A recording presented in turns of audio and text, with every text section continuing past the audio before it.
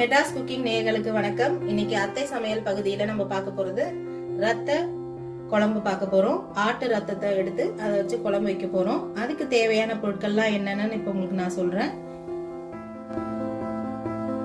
தேவையான பொருட்கள்லாம் என்னென்னு உங்களுக்கு ஃபர்ஸ்ட் சொல்றேன். நானு மசாலா அரைக்கிறதுக்கு தேவையான பொருட்கள்லாம் வந்து மல்லித்தூள், மிளகாய்த்தூள், பட்டை 2, கிராம்பு 3, மஞ்சள் தூள், அதுக்கப்புறம் இஞ்சி ஒரு துண்டு எடுத்து பொடிசா நறுக்கி எடுத்து வச்சிருக்கோம். இதெல்லாம் வந்து அரைக்கிறதுக்கு தேவையான பொருட்கள். அங்க வந்து தேங்காயும் சேர்த்து அரைச்சிக்கலாம். சின்ன வெங்காயம் 1 கப், தக்காளி ஒரு 2 பழம் அது பொடிசா நறுக்கி வச்சிருக்கோம். கடலை பருப்பு வந்து பாத்தீங்கன்னா ஒரு 25 கிராம் எடுத்து ஊற வச்சு வச்சிருக்கோம். தாளிக்கிறதுக்கு 3 பட்டை, 2 கிராம்பு, பூண்டு பல் தேவையான அளவு எடுத்துக்கலாம். ரத்தத்தை வந்து அங்க வந்து நாங்க குக்கர்ல வேக வச்சு எடுத்து வச்சிருக்கோம். அதோட ப்ரொசீஜரும் உங்களுக்கு நாங்க சொல்றோம். பாருங்க, ரத்தத்தை எப்படி கழுவி சுத்தம் பண்ண போறேன்னு பார்த்துக்கோங்க. பாருங்க, இதுல ஆட்டோட ரோமம்லாம் இருக்கும். அதனால நல்லா இப்படி கழுவி சுத்தம் பண்ணி வச்சுக்கோங்க.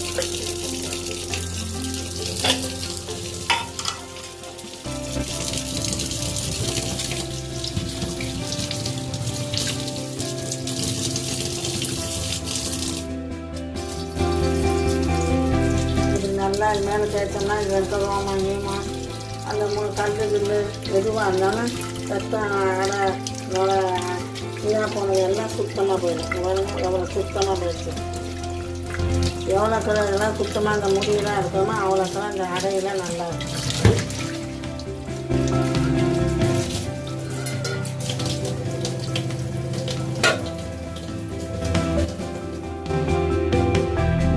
ஆட்டோட ரத்தத்தை சுத்தம் பண்ணி தனித்தனியாக வச்சுருக்கேன். குக்கரில் கொஞ்சோண்டு தண்ணி ஊற்றி இந்த அடையெல்லாம் வச்சுருக்கேன். கேஸை பற்ற வச்சு வேக வைக்க போகிறேன். 2-3 விசில் விட்டோன்னா நிறுத்திடணும்.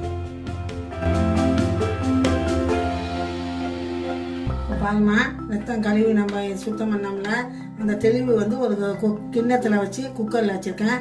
அந்த அடையை கீழே வச்சுருக்கேன். இது கீழே கொஞ்சோண்டு தண்ணி ஊற்றிருக்கேன். குக்கரில் வச்சு விசில் மூடிட்டேன். விசிலில் போட்டால் 3 விசில் வந்தது. நிறுத்திட்டேன். இதை எடுத்து ஆற வச்சு தனித்தனியாக வச்சுருக்காமா. பாருங்கள், பட்டை கிராம்பு போட்டிருக்கேன்.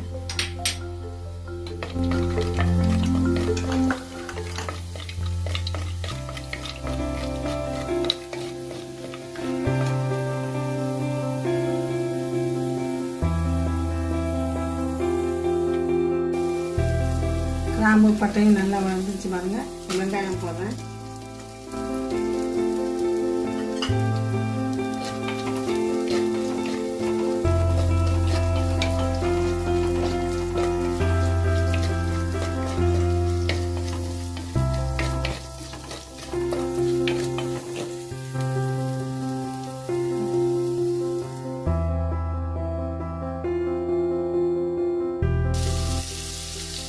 வெங்காயம் நல்லா வதங்கிடுச்சு.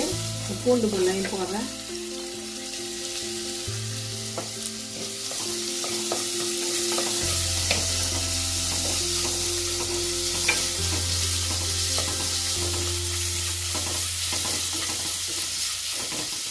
பூண்டு பல்லும் நல்லா வதங்கிடுச்சு. தக்காளியும் போடுறேன்.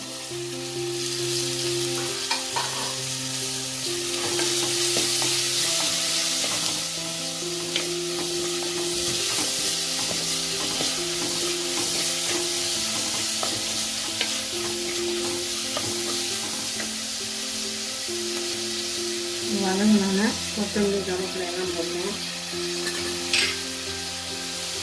இதெல்லாம் நல்லா வதங்கி விட்டுறதுக்குள்ளேயும் எல்லாம் அரைக்க வேண்டிய சாமான்லாம் ஒன்றா அரைச்சி ஊற்றிட்டோம்னா குழம்பு நல்லா கொதி வரும். இதை கொஞ்சம் வதங்கினாக்கா சிம்மில் வைக்கிறேன்.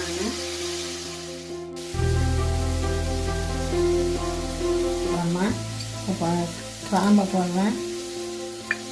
இப்போ மசாலா அரைச்சிக்க போகிறோம். அதில் கிராம்பு போட்டிருக்காங்க, பட்டை ஒரு 3, இஞ்சி, மிளகாய்த்தூள், மல்லித்தூள், மஞ்சள் தூள். அதுக்கப்புறம் இதில் தேங்காயும் நம்ம ஆட் பண்ணிக்கலாம்.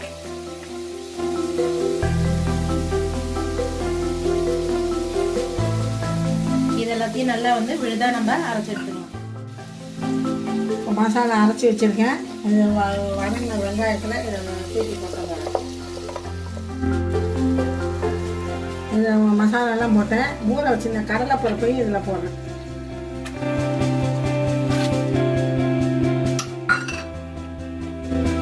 இப்போ வந்து இதை நல்லா வதக்கிக்கணும்.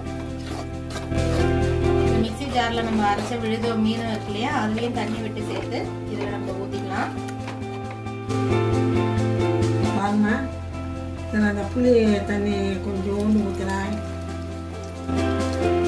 குழம்புல கொஞ்சோண்டு புளி தண்ணி ஊற்றணும். அப்பதான் வந்து குழம்புக்கு டேஸ்ட் நல்லா கொடுக்கும். அதுக்காக ஒரு சின்ன நெல்லிக்காய் அளவு தான் புளியை ஊற வச்சு நாங்கள் ஊற்றிப்போம். சால்ட்டு போட்டுருக்கேன். குழம்புக்கு தேவையான சால்ட்டு. இந்த ரத்தத்தை துண்டு துண்டாக அரைஞ்சி வச்சுருக்கேன் பாரு, இதையும் இந்த குழம்புல போடுறேன். ரத்தம் ஆல்ரெடி நம்ம வேக வச்சாச்சு. ஸோ அதனால நான் கவலைப்பட வேண்டாம். இது நல்லா பீஸ் போட்டு வச்சுருக்காங்க. இதை இப்போ குழம்புல ஆட் பண்ணிடலாம்.